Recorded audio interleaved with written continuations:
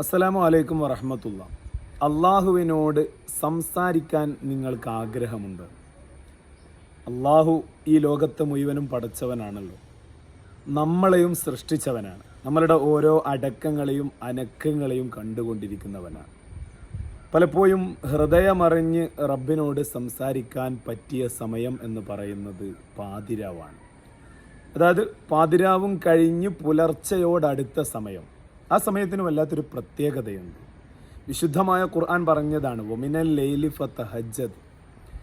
രാത്രിയിൽ നിന്ന് ആ പുലർച്ചെ സമയമാകുമ്പോൾ എഴുന്നേറ്റ് തഹജ്ജുദ് നിസ്കരിച്ചിട്ട് ആ നിസ്കാരപ്പായയിൽ ഇരു കരങ്ങൾ ഉയർത്തി അള്ളാഹുവിനോടൊന്ന് സംസാരിച്ച് നോക്ക്.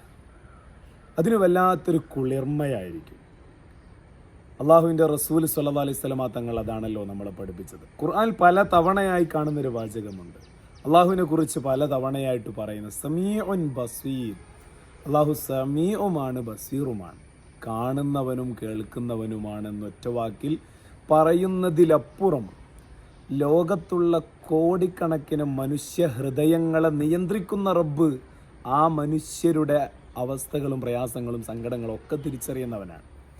നമ്മൾ അള്ളാഹുവിനോട് സംസാരിക്കാനുള്ള നേരം കണ്ടെത്തുന്നില്ല എന്നുള്ളതാണ്.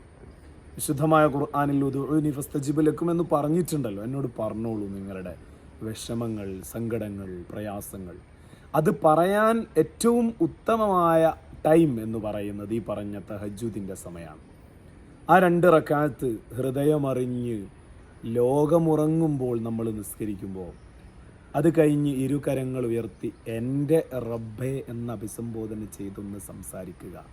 ആ സംസാരത്തിൽ ലഭിക്കുന്ന എഫക്റ്റ് അതിഭീകരമായിരിക്കും. എന്ന് പറഞ്ഞാൽ അതിസന്തോഷം നൽകുന്ന എഫക്റ്റ് നമ്മൾക്ക് ലഭിക്കും. അല്ലാഹു തൗഫീഖ് നൽകട്ടെ.